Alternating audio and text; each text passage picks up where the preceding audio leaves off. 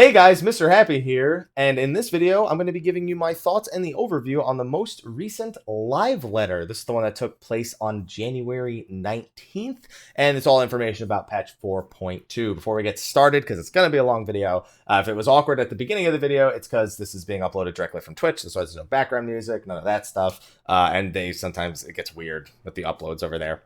But let's get right into it, because these videos always take forever. So, confirmed January 30th. We all knew it anyway. There's a trailer out right now. I'll be doing a trailer breakdown after I do this video as well, so be on the lookout for that. No one's surprised by January 30th. They even make reference to Monster Hunter World. They're like, yeah, we know Monster Hunter World comes out around the same time, but we want you guys to play both. And then we're just like, thanks. That helps me so much when it comes to the next few weeks.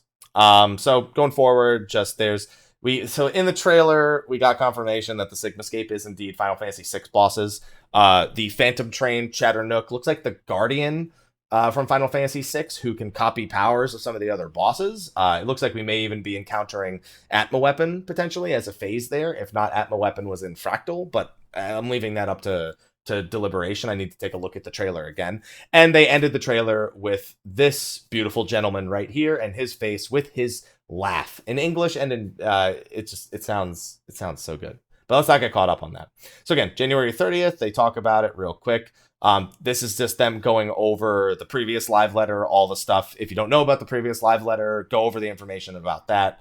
And by the way, since I'm going through this right now and scrolling down, big shout out. You can see it at the top of the screen. Reddit Discords, Iluna and Kavensky. I always credit both of them because they've both done work for the Reddit in the past. And Hezkezel is the one posting these images. They took care of all that during the live letter, so big shout out to them. That's what we're reading right here. It's unofficial. It's not finished. Takes parts of it with a grain of salt, and Iluna goes back and edits it later. So check out the Reddit Discord yourself to see when Iluna updates these things. We'll eventually be going over the official ones as well a little bit later. So again, just going through the old stuff, stuff that they've talked about already, even some of the more recent stuff like the Fashion Report and the Subaquatic Voyages. It's all just a reminder of all the content that's going to be available in the patch. So first up, we got to see Byakko. Now, Byakko was actually a highlight for me. I didn't have super high expectations of a tiger. Like, it's a tiger. Who cares? So it's just a tiger. First of all, they showed the mount, the Tiger Doggo, as we like to call it. It's a pretty cool looking doggo. It's my favorite one of all of the Extreme Primal mounts we have so far.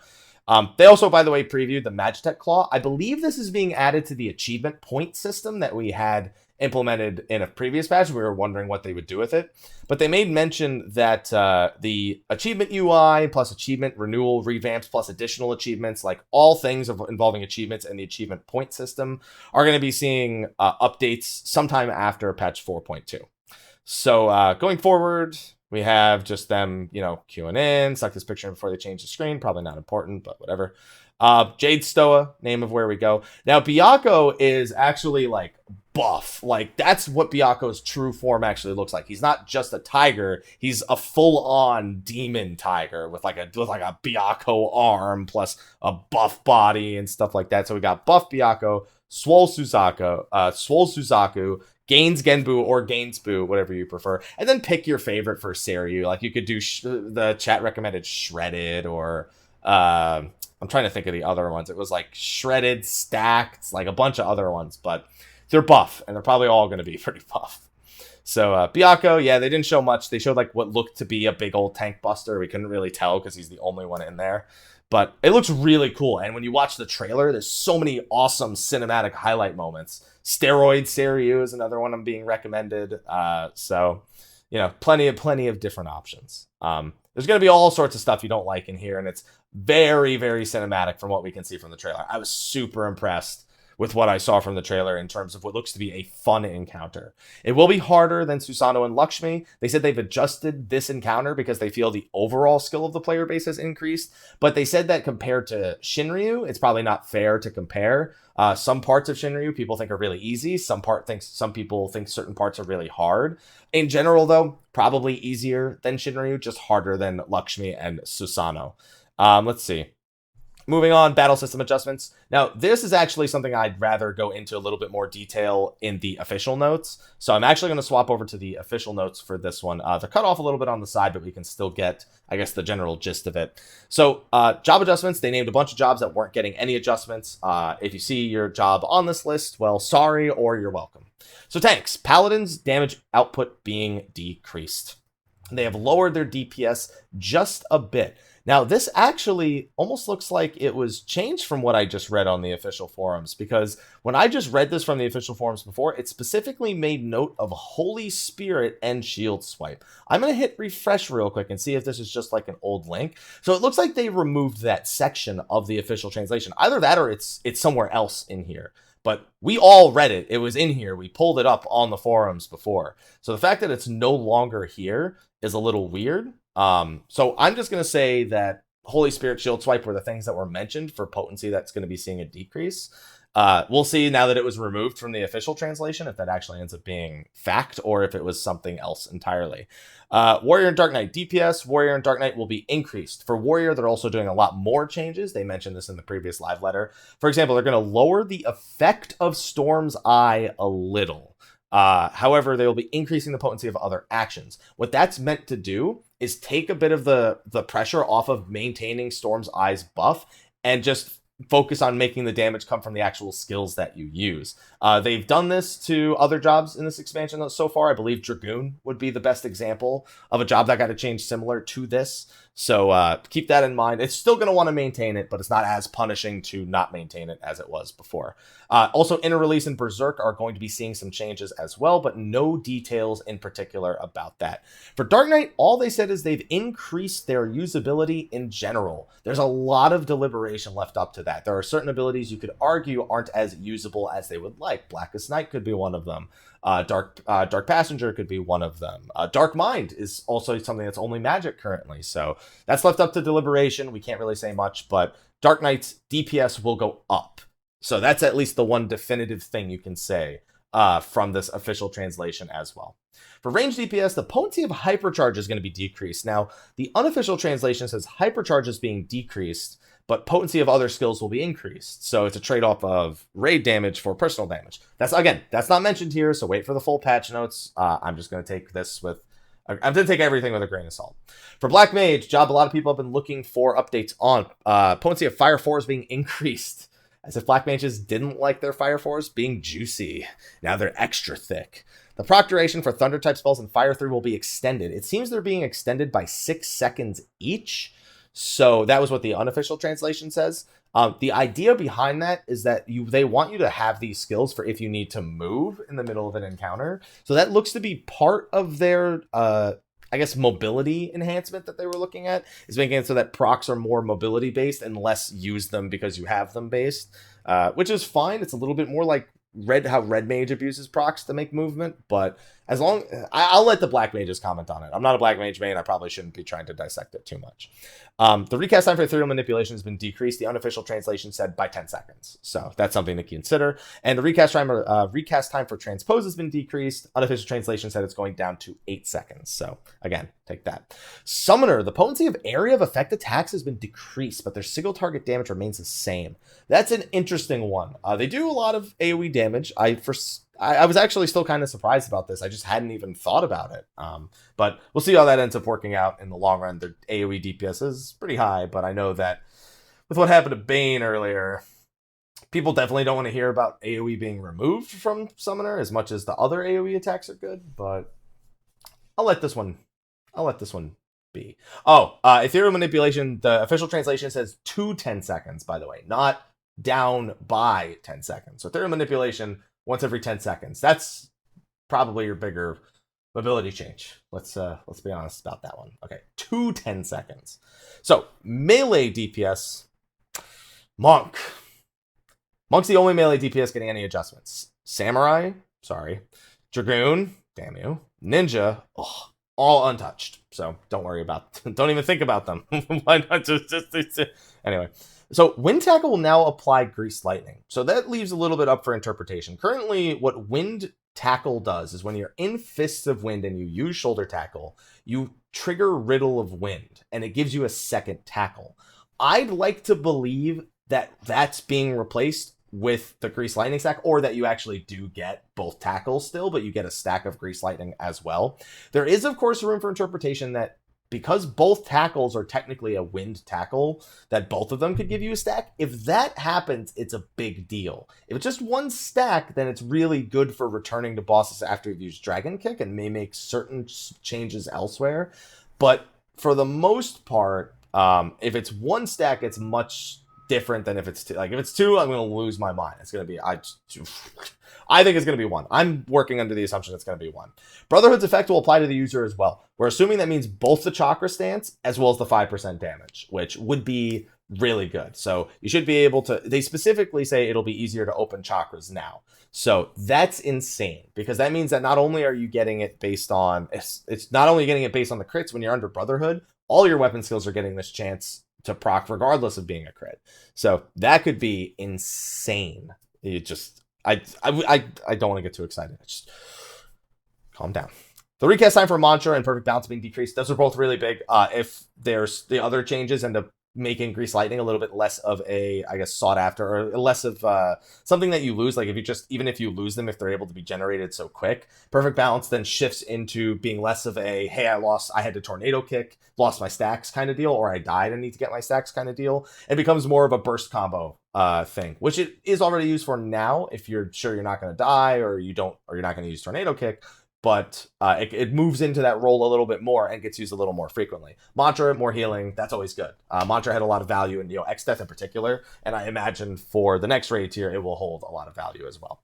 I'll break those down more when we have the full changes next week in the prelim notes. Healer. So they said healers are going to be, they're going to get some adjustments. Their usability, again, a super vague term that we can't really pull much from. But Scholar in particular got a really nice quality of life thing. This is something that generally means you've misused XCOG, and we all know that a lot of the job changes they like to make nowadays are not always just like direct buffs. A lot of the times they're, as they say, buffs to usability. XCOG, if you use it and it never wears off, it's a wasted stack. And to be fair, most of the time when that happens, it's because you used it in a place you really didn't need to, or your teammate is somehow just surviving without taking damage. I don't know. But basically, now no matter what, when XCOG wears off, regardless of whether it was because they lost half their health or whatever, it's going to heal no matter what. So if they're sitting at 51% HP and it wears off, even though they haven't triggered the effect, it'll heal them. So it's just something that should make it a little bit less punishing if you do use it at the wrong time, or if maybe you use it at the right time, but damage calculations don't wear off. It's just going to have more usability.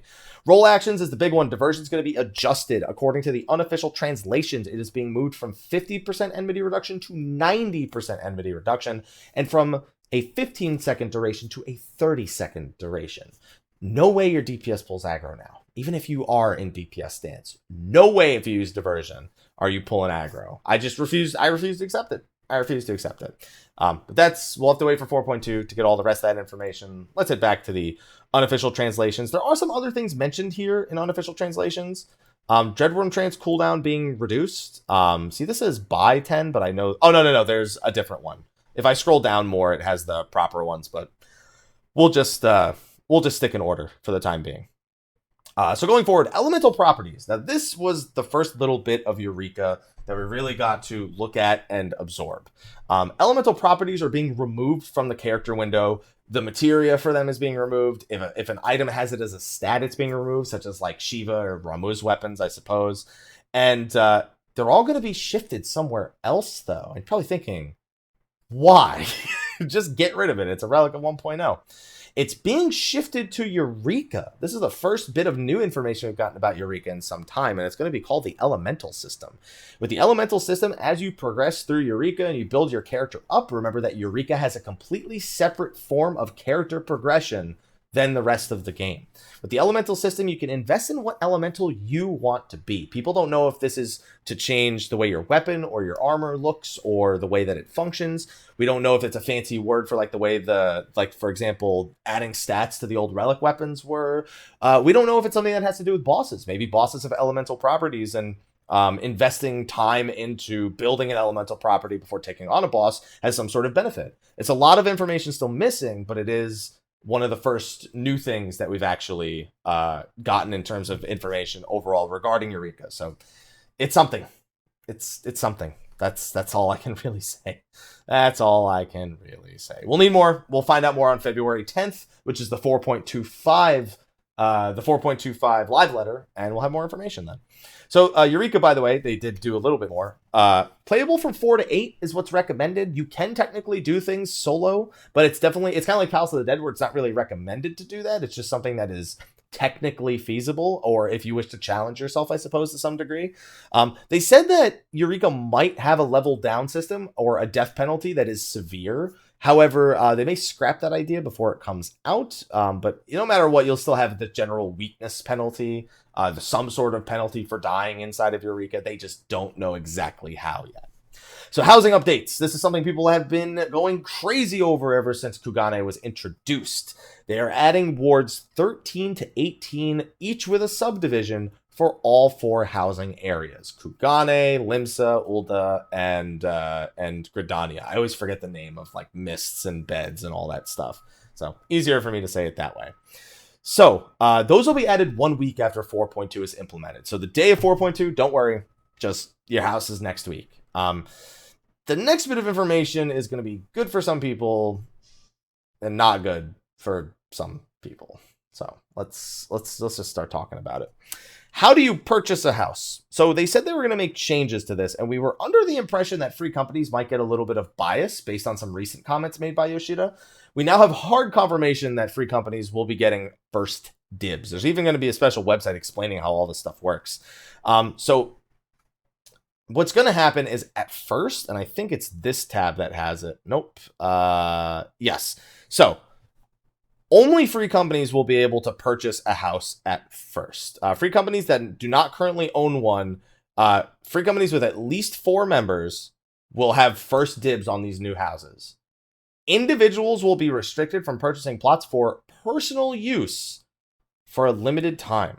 Players will be permitted to own only one private and free company estate per world, per service account. It's almost all there. The per world one right here still gets on my nerves a little bit, but I understand that it might be a bit difficult to implement that restriction. So individuals basically don't wake up to try and buy a house for yourself the week after 4.2. Part of me is like, okay, they made some good decisions here. The other part of me just knows what kind of people are people who mass buy houses. They aren't going to look at this and go, oh no, I can't do it anymore. They're going to look at this and go, well, I have alternate accounts. I have 3 friends. People just are too like headstrong and too just good at abusing systems to just look at that and say, nah, I guess I'll stop. I have no faith that that's going to accomplish everything it wants to, but it is at least to some degree a step forward. I just, at this point, if you're going to do this, this is just more proof that you should have separated free company and individual housing. I understand you want that family feel, but if you have to do this, that should just be proof. That should just be all the proof that there is that housing and free company housing and individual housing just should have been separate all along. You've now officially done it to the point where free companies getting houses matter more than individuals. And it's going to be that way going forward unless they decide to make a change again. So it's whatever. I don't buy houses. I don't have my own house. My girlfriend has a house and I'm just a tenant. I'm not going to buy my own. And then I have an apartment and I'm part of a free company. It's just, I don't know. For me, it's just silly at this point. So it's whatever. I don't know.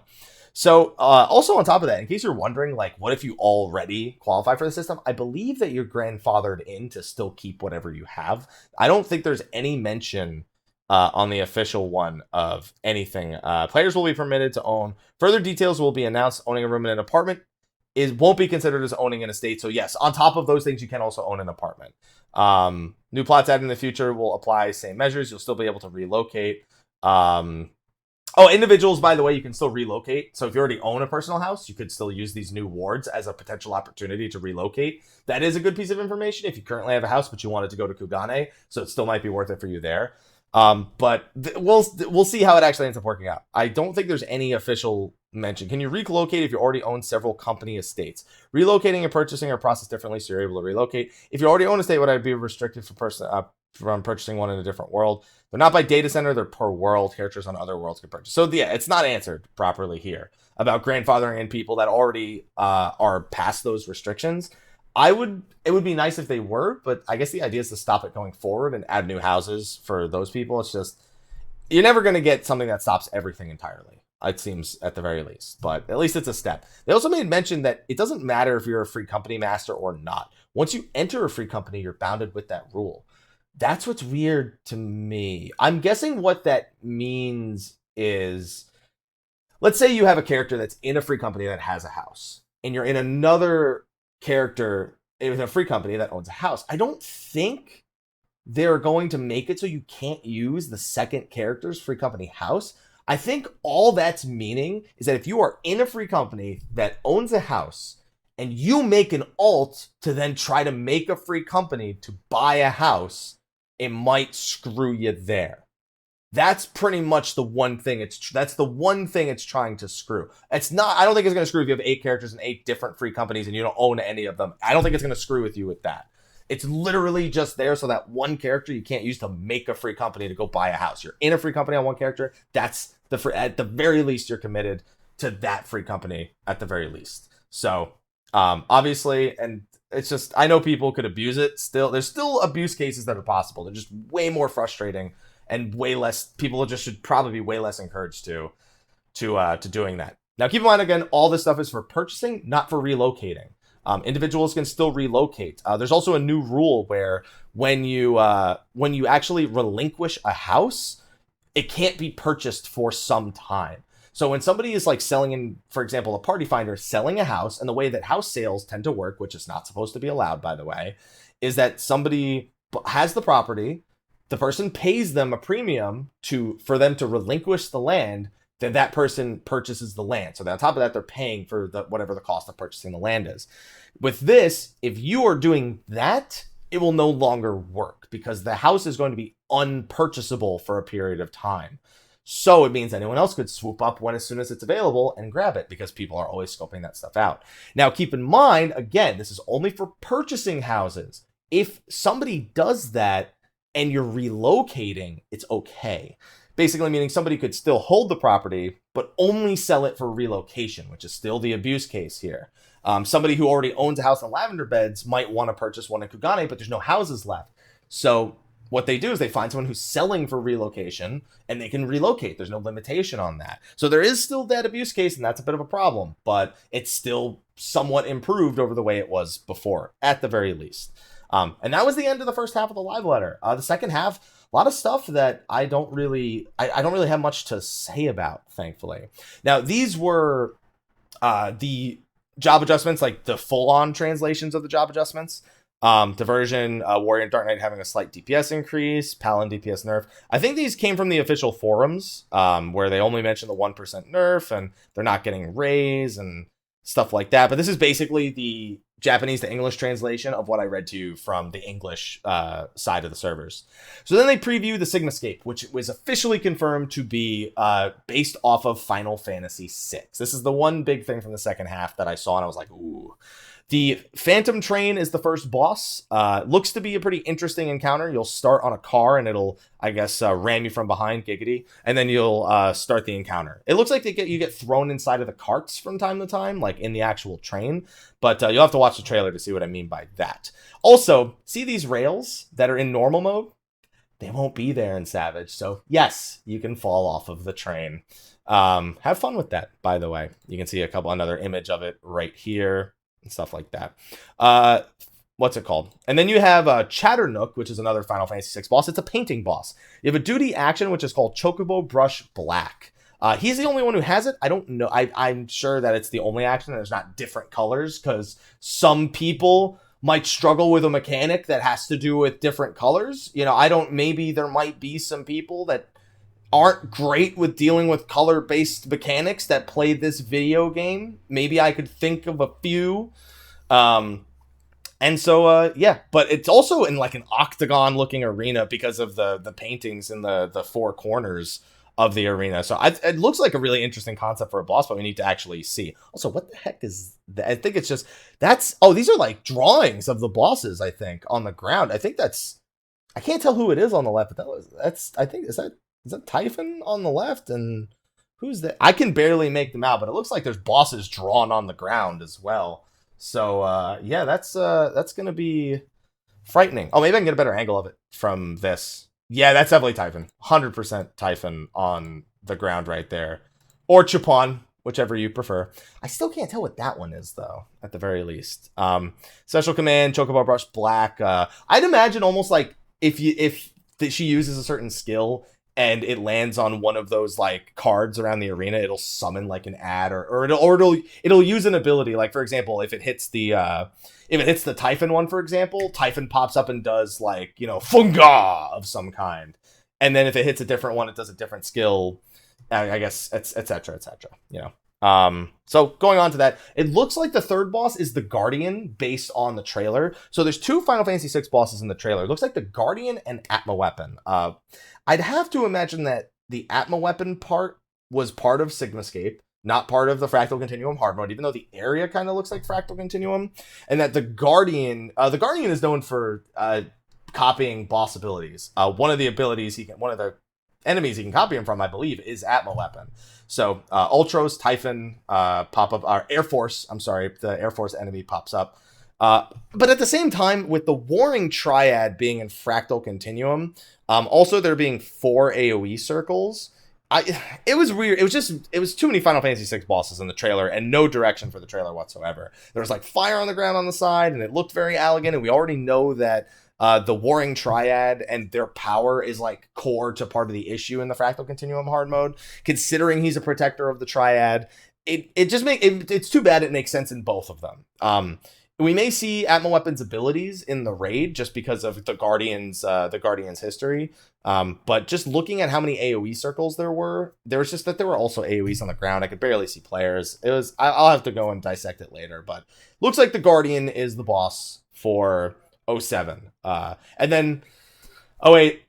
Listen, Kefka, normal mode, great. Let's be honest. Savage, Tower of Gods. I don't think I need to say much else. And especially with this teaser, the 4th floor will be awesome and something to behold. Anyway, moving on. Now keep in mind, normal and savage implemented same day. Clear normal first, and then savage can be unlocked after. You don't need to beat Deltascape Savage to do Sigmascape Savage. Just beat Deltascape normal, then do Sigmascape normal, then do Sigmascape Savage. There you go. So then they just explained why, value of crafted equipment. We don't need explanations. New tombstone gear, new equipment, all that stuff. We don't need explanations. It's for expansions. We know it's the 2 week and then the 2 week wait again, and then for the even numbered patches, they didn't do this for Alexander Savage. So it's whatever. Performance action is getting new instruments. You're also going to be able to mute the sound of other people's performance actions. So if you don't want to hear it, if you're sick of it, if you think it's an annoying feature, you'll be able to mute other people's performance actions from 4.2 on. So don't worry about new instruments and, I'm already tired of hearing people play like shit in town and stuff like that. On top of that, there's going to be better UI for Perform. You'll have 4 instruments in total: the harp, the grand piano, the pizzicato, and the steel guitar. So you also have tons more instruments to work with if you're someone who's actually talented enough to use this feature. Let's see. Specifically, by the way, it's what's it called? I think it's character voices. Here, what does it say right here? You can now assign notes. Turn off party members' spellcasting sound effect and their volume. By the way, I'm sorry. This wasn't for Perform. Turn off your party members' spellcasting sound effect and their volume, not their Perform. It's just that it came right next to Perform, so I figured it was for that. So you can see they added this extra option here at the bottom. It specifically says spellcasting sound effects, so correction there. I might also have correction on the official notes as well. Fashion report, new feature. They quickly showed it off. This guy's mask is ugly, so I don't know what he's doing judging people. Restores the BGM volume for Gold Saucer. So it's a mini game that's conducted once per week. It's an NPC who's going to judge your glamour. And if you get a good score, you get MGP. Yoshida got a 47% with his terrible, terrible glamour and got 10k MGP. So at least once a week, it's going to look like a nice MGP bonus for anyone grinding it out. But it is basically a tiny little new mini game. You can, based on your dies, based on the armors that you actually set up. And then there's a theme given to you, like, hey, make something that's like this. And you have to accomplish that based on whatever slot it actually asks you to fill. Like, oh, this needs to be something red. This needs to be something that has this emotion behind it or something like that. If you do really well, then he'll give you a good score and you'll get some bonus MGP for getting over an 80%, I believe he says right down here. So yeah, like a Glamour hat, you get a summer feel. The shoes have an Eastern feel. So, you try to mix and match and see what you get. So all these different items in the game will have different classifications just for this Glamour system. Once you're done, approach the NPC, challenge his fashion report, and there you go. 10k plus bonus. Have fun with experimenting with all the different ones. So we'll see what you actually end up getting. Some designs they showed off. They showed off this. I think this is that's Dragoon. Is that Dragoon? That's Dark Knight. What am I talking about? That's Dark Knight. By the way, I think this diamond armor set looks really cool. You have the Dragoon set right here. That's what it was. That's a Dragoon set right there. I like this armor set. This armor set's not, first of all, not everyone is a samurai. And second of all, they just look good. The Red Mage one I really like. I specifically like this part of the weapon right here for them. Also, they have an eye patch. I don't know. It just looks cool. I just think the Red Mage one looks pretty cool. Paladin, right here. Pretty straightforward. I barely even noticed the shield on his arm right here. I thought it was just his glove or part of his like the gloves on his arm, and I was like, oh wow, that like really fits in with everything. Ninja is whatever. It's like I don't want to play Ninja this tier. I don't want to do it. Just seeing that, like I don't want to wear a dress. It doesn't look bad, but I don't want to wear it.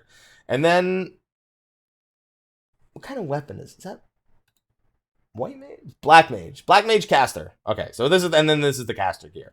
Very different theme from the Genji equipment. So it's nice to have something that's not everyone being a samurai. And then a new pair of items. You got a sweater, a scarf, you got some shorts. So you're looking mighty comfy. I think this is the same as the other one. I think it's just dyed differently. That's what it looks to me. I think this one, by the way, for the armor, this is the weapon, but I'm pretty sure that's the same armor both tanks are wearing. I think that's just, hold on, let me go down to the other tank one. No, because this one has a front on it. It's not Dark Knight. Wait, no, huh? Am I just dumb? Am I just dumb? I don't know anymore. Maybe, I don't know. Maybe there's some way to get rid of the front part. I don't know. Oh, you know what? One's Tombstone gear and one's Raid gear. Womp womp. I didn't even consider that. I just considered it was all diamond gear. There you go. We got some smarties in the chat right now. It's too early for me to be smart. Some new housing stuff. Contest winner design for something recently. One of the contests was the winner was from E. Oh, I think this was from the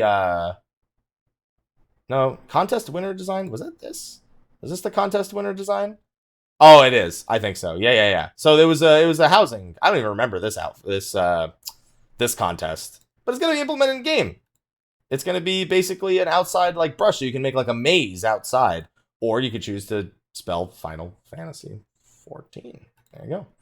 Also, a bombs. This is the winner from NA. It's a bomb stove, so that's what it looks like in game. So congratulations to the NA winner. And for Japan, they made a lantern that has both a chocobo symbol and the a Realm Reborn meteor symbol. And it actually, well, the original design has the lights glowing on the floor. I don't think they showed us oh, they did, but you can't really see the lights. I was going to say it'd be really hard to make the lights show on the floor really well, at least with it making it look bright enough. So it's mostly just like this design. So it's got a little bit of light around it because I can't see them on the ground. Maybe in like a darker setting, it would be seeable. The next one, also Japan, they got a tub. That's it. You get a tub. That's it. That's all you do. Just get a tub. More furnishing items to be added. We can notice a few things. One, it looks like there's actually a mannequin in the back. You can have an Ananta as one of the NPCs in your house. You can see some different seats. You can see the wheel carts right in front of here. It's hard to see the items in the back, but there's a bunch of different stuff there. Not sure what's already there, if it's all new. I'm not like a super housing guru or anything like that. So more and more Eastern stuff as well. The beds on top of it, you can see the stuff on the walls. You can see the different, you see the aquarium right there. You can see the different dressers. So again, more options, and more options. Feast updates. I've already done so many videos about these. They demonstrated the way that the new map works. So for those of you who don't know, the new Crystal Tower map is going to be the only map in solo and team ranked matches next season. And basically what's going to happen is when you go into the match, the arena is going to look blank. And then about halfway through the startup, the arena is going to basically grow one of 4 sets of walls. So basically every time you play it, you'll end up with a different set of walls in the middle to change the way you need to kind of approach fighting the other team. Different ways you can line of sight people. So it's to give you different, same arena, but different strategy every time. The other maps that aren't in rotation, I'm assuming they're working on those to get them to function in a similar way, because it's kind of weird to only have one map. I didn't like that they switched the rank to one map, but if it's balanced, then I guess that's all that really matters the most. Glamour system updates, again, all they did was a live demonstration of it. This is all the same information we had before. They reminded people that the Calamity Salvager exists. They showed the UI, like them using it live, but we've already seen all the different UI. They've already detailed this. They spent 30 minutes on it in the last live letter. They spent another 25 minutes in this live letter. We don't need to go through this. Like I went through this in the last one. So it's cool to see it like in action, but we've seen an exact screenshot that looks like this already. So it's like, it's not really a whole lot to put into it. And all this is just reiterating. There's 10 options. You have to put an item in. Once an item's inside the Mirage, Once an item's inside the Mirage dresser, then it can't be used normally, but it can be removed from the dresser and put back in your inventory. You have access to your armoire plus the items that you actually put in. So you have 200 plus the armoire itself. You don't want to include the weapons. You can remove them now. Like it's all stuff that's just like very specifics for things that you'd probably already be able to figure out on your own, but they're just letting you know about it in ahead of time, I suppose. And keep in mind the old Glamour system can still be used. So if you don't like this, don't use it, pretty much. Let's see. You can also use the Mirage Plate in the Gold Saucer. As long as you are not in battle, you can use the Mirage Plate anywhere. The Mirage Plate is where you actually edit the things. You have to go to the Mirage Dresser in an in-room in order to turn something into a Mirage Plate. And then once you have however many Mirage Plates you have, then you can edit those anywhere not in combat outside of instances. What's it called? Chocobo Saddle they showed off. It'll be in main command. You don't need your Chocobo out to use the Chocobo Saddle. Actually, I'm sorry. For the plate, by the way, you can glam as long as you're not in combat anywhere. The Chocobo Saddle can't be used in instances. That was the thing I meant to say. 70 extra inventory slots. Your inventory is 140, and they even changed the way the regular inventory looks. So now you don't have that last page that has the awkward like half page. They have 2 pages of 70 each. So, and the Chocobo bag looks the same. So it's honestly the change to the way the UI looks is also pretty solid. So all that, and then on top of that, they're also going to be including a 9th retainer soon. I doubt there's a 3rd free one. It's probably a 9th paid retainer, but that's going to be happening soon as well. Let's see. Hiring a retainer, blah, blah, blah. You can simultaneously switch between your inventory and Chocobo bag while having your retainer's inventory open. So that's just covering a specific case. It's good to know that you can actually have all of those up at the same time. Submarine voyages, same as airship voyages. You can get materials and items you can only get, like minions and mounts, through the submarine voyages. So if you have a free company, please look forward to it. New gathering equipment. Gatherers equipment, there will be no equipment that are higher than Allegan or Alamegan Gatherer and Crafter sets that are currently implemented. So if you have an over-melded Alamegan set, you're still good for the next patch. If you're someone who can't afford melding or doesn't want to do it, then there might be some new options for you in the next patch. You can craft the next crafted equipment by using the current over-melded Alamegan crafting set. So enjoy. Let's see. Then they did announcements. He's going to be on NGC's Final Fantasy XIV Season 3 live broadcast. It's kind of like a Let's Play style thing. And they're going to be, like a Let's Play style NGC's thing is like, it's almost Let's Play style. And they're going to be doing a tour to complete as many Extreme Primals that they haven't finished in the available time, starting from the Naval Extreme to Extreme Trials in the 3.0 series. Moving forward, we have 4.2 patch note reading. It's going to be on the 30th, so this is on the 29th, starting at 2100 Japan Standard Time. Then we have Valentine's Day. That's going to be starting, soon-ish, in February, pretty much. Let's see. Then they have chocolate at the Eureka Cafe for 1,400 yen on February 5th. Yay. Then a reminder that the art book with the Yatsu minion for only a single character of your choice on a select service account is still available and that you can pre-order. It's on sale February 26th and it's $40 US and then all the other prices. I'm not trying to go through all of those. The Shiva statue sold out in NA, by the way, and then it also comes with the emote for the Diamond Dust emote. Then we have Yoshida Uncensored, which is like it's like a biography of sorts. It's not loading properly in the Famitsu magazine. What's it called? It's 260 pages covering episodes 45 through 96, scheduled to go on sale February 7th for only just under 1,400 yen. Special release signing session scheduled for February 9th at the HMV Sapporo Stellar Place. Yoshida Uncensored at the HMV. I'm gonna let you dive into that while I move on. Anyway, we have the anniversary exhibition for the art. This is going to be on Monday, January 22nd to Wednesday, February 28th. And it's in Hills Mori Tower at the 52nd floor. Please refer to the special site for ticket information. Then we have the Snow Festival, the Sapporo Snow Festival. They're going to be doing a snow sculpture, the Arctic Armageddon. And it's going to be Monday, February 5th to Monday, February 12th at the Odori Forchomi STV Square. Then there's just a little bit more. They showed us quite a bit of this in the other one. This picture's all of a sudden loading super slow. All right. Then the next live letter, February 10th at the Full Active Time event in Sapporo. That is where we will hear more about Eureka, the Forbidden Land. Also, Division 5 is hiring a community planner currently. And then there will also be a section in the next producer live letter for Q&A where players submit questions and Yoshida answers on top of anything they may want to announce. Then what's this? This is for anyone who actually wants to do the hiring. Thank you, Hez Kessel, for anyone who actually wants to try to get a job there. And then that was the end. They went over Yoshi P's shirt, Elixir Please. It'll be available for sale in the 30th anniversary exhibition. So if you go to that, it'll be available there. And there's other types of shirts there as well. And then it looks like that was it. Let's see, is there anything here at the bottom? Nope, just the trailer. So let's quickly go over the official notes, just so we make sure we don't overlook anything, any like unofficial translations. Service will be down 24 hours, unable to log in until 2 a.m. So 2 a.m. is when the servers come up. Got it. For Tuesday. Okay, that's good confirmation.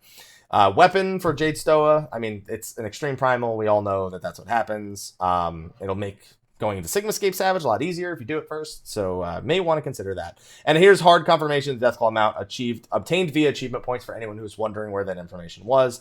It says it right here. Job adjustments, we already went over that. Elemental properties, we already went over that. I'm planning to make use of it in Anemos. What's it called? If your elemental level... So we have something here. The experience points earned inside Eureka will be retained even when you leave, and you can continue the next time you enter. If your elemental level is higher than 6, there will be a death penalty. This penalty will not apply if you are raised. So it's really just for almost like to counter solo play, or as long as there's a raise and it's not a full wipe. I guess that's just so if you're doing an encounter and you die, you don't lose it on the death, you lose it on releasing and returning to the beginning or to the point of reference, the aetheryte that's inside Eureka. Content can be played solo or in parties of up to 8, but they're going to go over Anemos a lot more in the next live letter. So then housing updates. We already went through all this. We even came back and checked it once real quick. V1 was against the Phantom Train. V2 for Sigmascape was up against Chadonuk.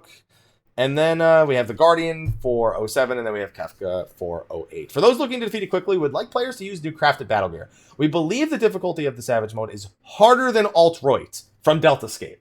So for anyone who's like, Phantom Train can't possibly be as bad as Alt-Roit, Yoshida agrees.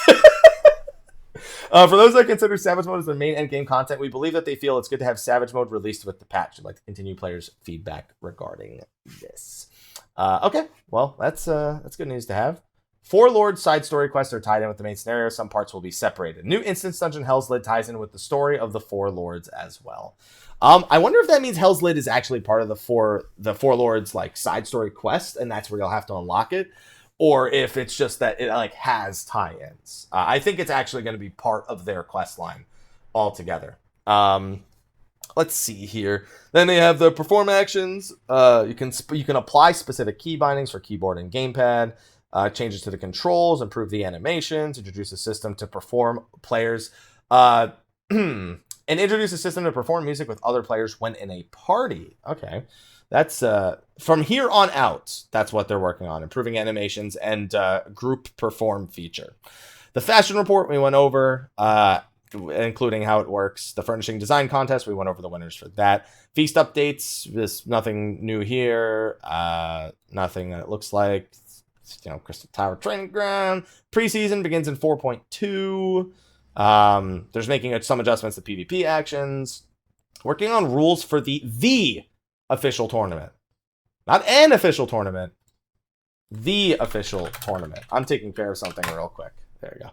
Now all my problems should be settled. But anyway, like the PvP teams to challenge each other to earn the right to participate in official tournaments. So, we esports.